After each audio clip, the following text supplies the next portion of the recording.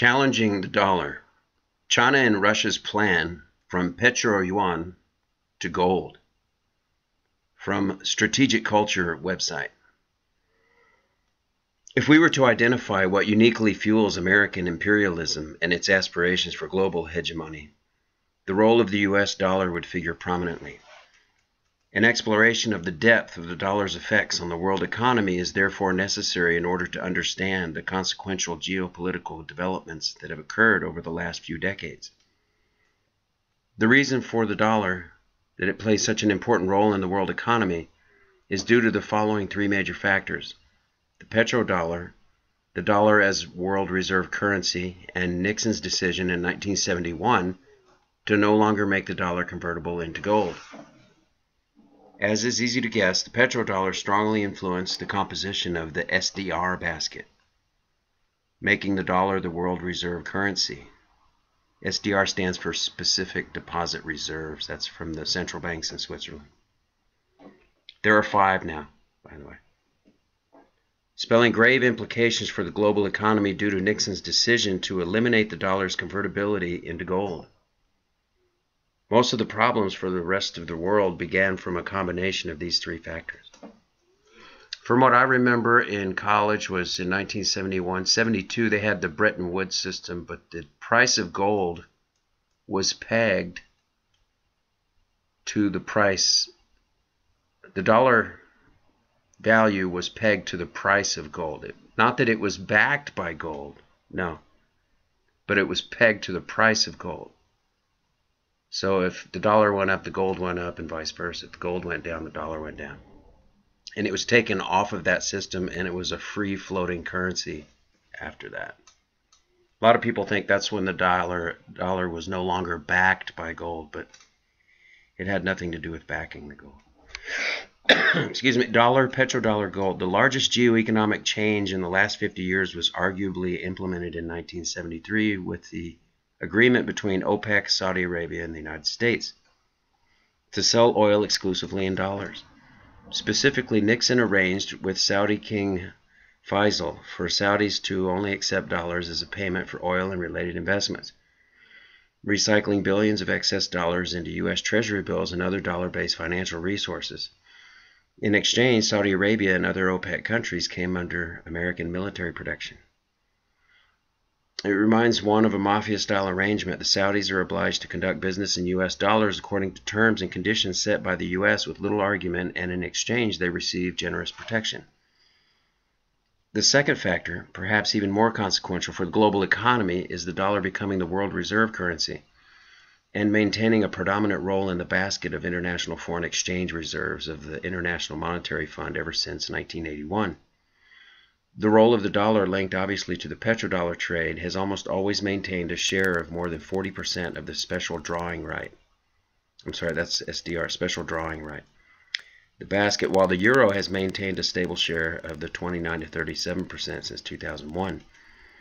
In order to understand the economic change and progress, it is sufficient to observe that the yuan is now finally included in the SDR, with an initial 10% share that is immediately higher than the yen, 8.3%, and the sterling at 8.09%, but significantly less than the dollar at 41% and the euro at 31%. Slowly but significantly, yuan currency is becoming more and more used in global trade. I remember, folks, last year when this came out, the woman who was the director of the central banks in Switzerland, where they have these special drawing rights, they had 4 currencies. We just mentioned they had the yen, the sterling, the dollar, and the euro. And then they added the 5th one, the Chinese yuan. That means that all of the reserves of the central banks, of the Rothschild money, and all of these bankers that have reserve currency systems for different countries, the majority of countries in the world, 170 plus, they only reserve their money if it's not in gold or precious metals like silver. It's in those 4 currencies. And then when they added the Chinese yuan, they had 5 special drawing right currencies that those highest banks use between each other, keep all their money. They can't just decide to use a currency from a different country. It has to be one of the four, now five. And when the woman, the director, was asked why they brought the Chinese yuan into the special drawing right basket, she said, to hedge against the risk of the dollar. Now what that means is they're expecting for the dollar value to go down. So they probably knew it would be removed from being the only currency to trade oil in, like that arrangement that was made with Faisal and the Saudis.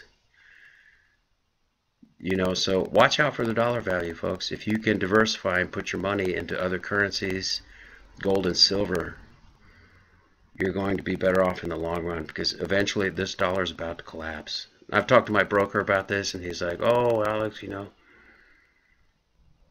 for decades it's been, you know, here's some people that just don't want to accept the fact that the dollar is about to crash against other currencies. Anyway, back to the article. The reason why the United States has been able to fuel this global demand for dollars is linked to the need for other countries to own dollars in order to be able to buy oil and other goods, which is no longer the case now. For example, if a Bolivian company exports bananas to Norway, the payment method requires the use of dollars. Norway must therefore own U.S. currency to pay and receive the goods purchased. Since the dollars Bolivia receives will be used to buy other necessities like oil from Venezuela, it may seem unbelievable, but practically all countries until a few years ago used U.S. dollars to trade amongst each other. Even countries that were anti-American and against U.S. imperialist policies. See, folks, that gave the dollar stability because all the countries had to trade in dollars. Now they don't. This continued use of the dollar has had some devastating effects on the globe. First of all, the intense use of the American currency coupled with Nixon's decisions created an economic standard based on the dollar that soon replaced precious metals like gold, which had been the standard for global economy for years. This has led to major instability in economic systems that have, in the preceding years, created disastrous financial policies as seen in 2000 and 2008. For example, the main source of economic reliability transferred from gold to dollars, specifically to U.S. Treasury bills. The United States found itself in the enviable position of being able to print pieces of paper, simply IOUs, without any gold backing, and then exchange them for real goods. So folks, we have a glut of dollars out there right now. Not only does the Federal Reserve just print dollars and then charge us interest to pay them back, which is a spinning cycle of debt and interest that we can never get out of. It's growing every day. Every time we print a dollar, we owe money on it. And it's not backed by gold. And hasn't been for 100 years or more, 150 years. You know, it's what people think about the dollar is not reality. Common person. The destabilizing factor for the global economy has been Washington's ability to accumulate enormous amounts of public debt without having to worry about the consequences or even of any possible mistrust international markets may have for the dollar. You know, I put out a video earlier, folks, where the Russians at their seaports do not allow, Putin has put into his government, I don't know if the law is passed, they don't want any dollars to be used for any international trade coming into the seaports in Russia. I had read that of, I think, 81% of international trade at seaports around the globe, only 22%, which is a large chunk, was actually produced by United States companies.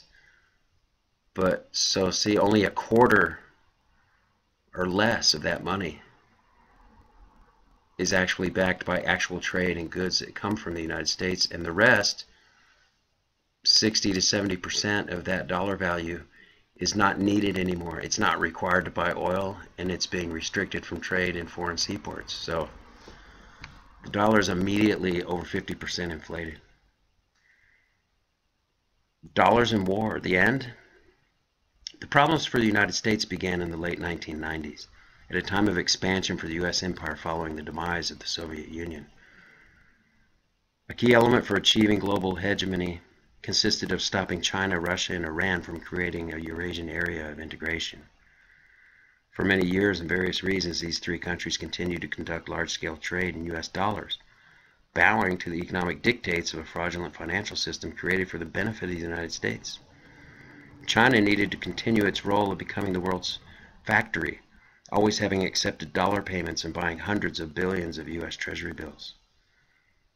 With Putin, Russia began almost immediately to de-dollarize, repaying foreign debts in dollars, trying to offload its economic pressure. Russia is today one of the countries in the world with the least amount of public and private debt denominated in dollars. And recent prohibition on the use of the U.S. dollars in Russian seaports is the latest example. For Iran, the problem has always been represented by sanctions, creating great incentives to bypass the dollar, find alternative means of payment. You know, China just granted loans of Chinese currency to fund the Iranian economy, and I think it's worth $10 billion of stimulus this year, the next fiscal year. You see, folks, everybody internationally, the greatest countries outside of the United States, are working against us in the dollar. The decisive factor that changed the perception of countries like China and Russia was the 2008 financial crisis, as well as U.S. aggression ever since the events in Yugoslavia in 1999. Let's see, naturally, the more the dollar was used in the world, the more Washington had power to spend on the military.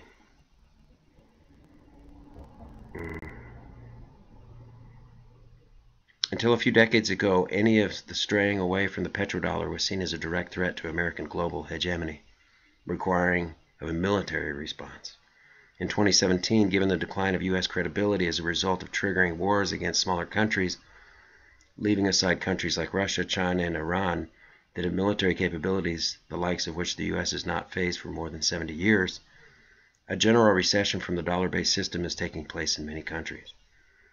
In recent years, it has become clear to many nations opposing Washington that the only way to accept adequately and contain the fallout from the collapsing of the U.S. empire is to progressively abandon the dollar.